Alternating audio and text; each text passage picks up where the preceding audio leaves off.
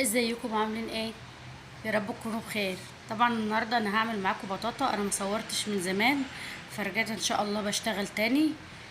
وهنعمل وصفة بطاطا جميلة جدا. الوصفة دي انا بعملها مهما يطلع وصفات بطاطا، انا بعملش الا الوصفة دي لان جوزي وولادي وكل اللي يدوقها شكرها، وجميلة جدا وسهلة وبسيطة واقتصادية في الايام وفي الجو اللي جاي ده.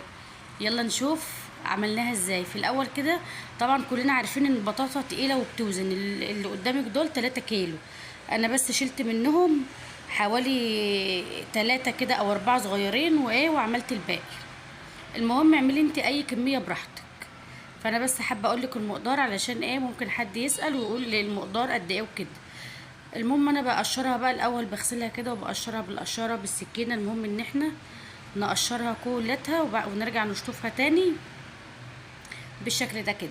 وبعد كده بقى هنقطعها عشوائي. عشوائي ازاي يعني بقى؟ حلقان، مربعات.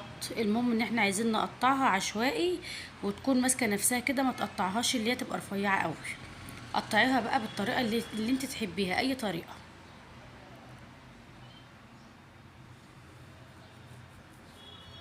الطريقه دي سهله وبسيطه جدا، ويعني مش بتاخد وقت ومش مكلفه عليكي خالص باذن الله. تابعي بس معايا الاخر عشان نشوف عملناها ازاي.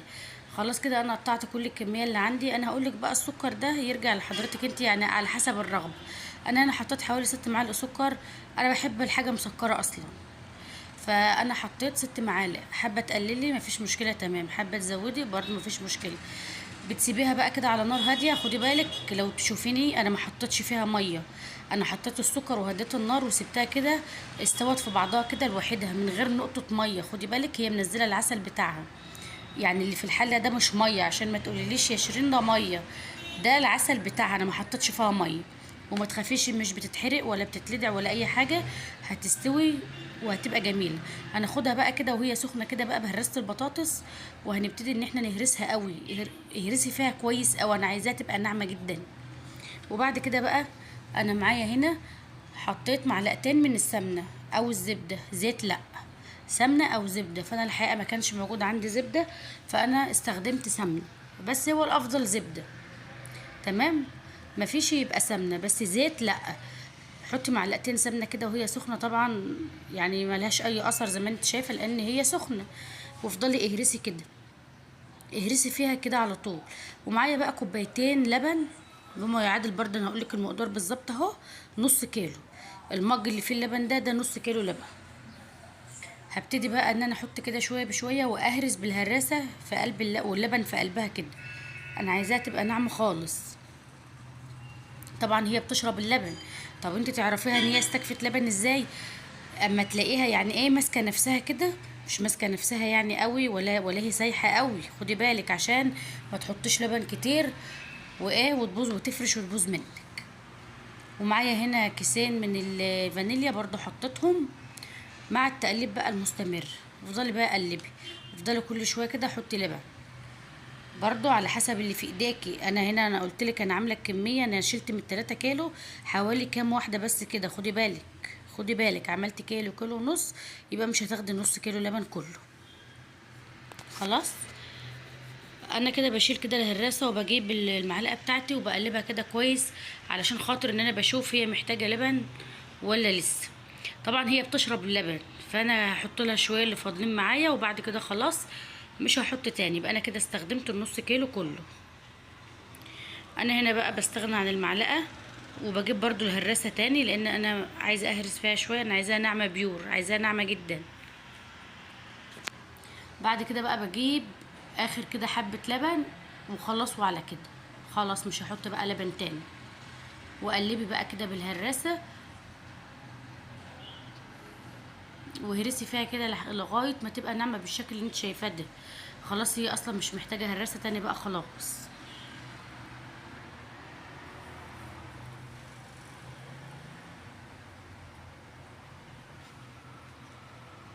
خلاص بقى انا كده بستغنى عن الهراسه كده خلاص. قلبي بقى كده بالمعلقه. هي كده شفتي ده القوام بتاعها؟ شفتي القوام بتاعها عامل ازاي؟ هي بتبقى كده. الخطوه دي بقى اختياري. انا هنا عندي زبيب وعندي جوز الهند كان عندي في التلاجة. ومش عايزه اقولك بيديلها يعني نكهه جميله جدا. فانا حطيت جوز الهند وحطيت زبيب في قلبها كده وهقلب. ممكن لو في سوداني حطي، في اي مكسرات تانية حطي عادي خالص. بس انا على الحقيقه علشان ما كانش عندي الا زبيب وجوز الهند بس، انا حطيت. لو كان في سوداني كنت هحط كمان. كده خلاص بقى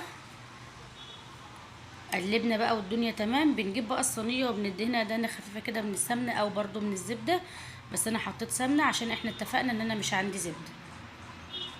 وبنزل بقى في الصينيه كده. طبعا انا رشيت كده بس رشه خفيفه من جوز الهند. في الارضيه ممكن تستغني عنها مفيش مشكله. دي شكلها وبتخبطها كده خبطتين على الرخامه وبتدخل الفرن. بتطلع بالعظمه اللي انت شايفاها دي. بتعرفي بقى الناس استوت منين؟ من تحت. الحروف بتاعتها زي ما انت شايفه كده. بس خدي بالك هي مش محروقه. هي كانت تحفه تحفه تحفه. كانتش محروقه ولا حاجه. ده اختياري من عندي بقى انا كده. انا حطيت عليها جوز الهند على وشها كده. ده حاجه اختياري من عندي. ممكن ما تحطوهوش برضو، ممكن تحطيه. يعني في تلك الحالتين ما فيش مشكله. هو حلو كده، حلو وكده حلو. وكان عندي بقى فاض شويه. طبعا ما هي الصينيه ما خدتش الكميه دي كلها. عملتهم فين؟ في القلب الصغنن اللي انا هوريهولكوا الوقت ده. طبعا هو القلب في الفرن لسه ما خرجش. هي دي خرجت وانا حطيت الصينيه القلب مكانها. طبعا انا بسيبها تهدى خالص وبقطعها علشان خاطر ما تتهرش منك. تهدى خالص خالص وبروح مقطعاها. تمام. بس غطيها، سيبها تهدى 5 دقايق كده ولا حاجه. وغطيها وبعد 10 دقايق قطعيها. وده القلب التحفه. ايه رايكم؟ تصدقوا القلب احسن؟ قولوا لي القلب احسن ولا الصينيه؟ القلب طبعا صح. القلب جميل. خلاص كده هي هدت شويه. انا هنا بقى ايه بقطعها بقى. بس هي خدي بالك هي لسه معايا سخنه دافيه يعني كده. بس مش سخنه قوي يعني زي ما طلعت من الفرن. فانا هنا بقى بقطعها. فعشان كده بقولك اصبري عليها شويه، ما تقطعهاش وهي سخنه علشان ما تتهريش منك. الوصفه بسيطه وسهله خالص ومش بتاخد وقت. وطبعا الجو يعني داخل علينا في البرد. الاجواء الشتويه خلاص. كل سنه وانتم طيبين.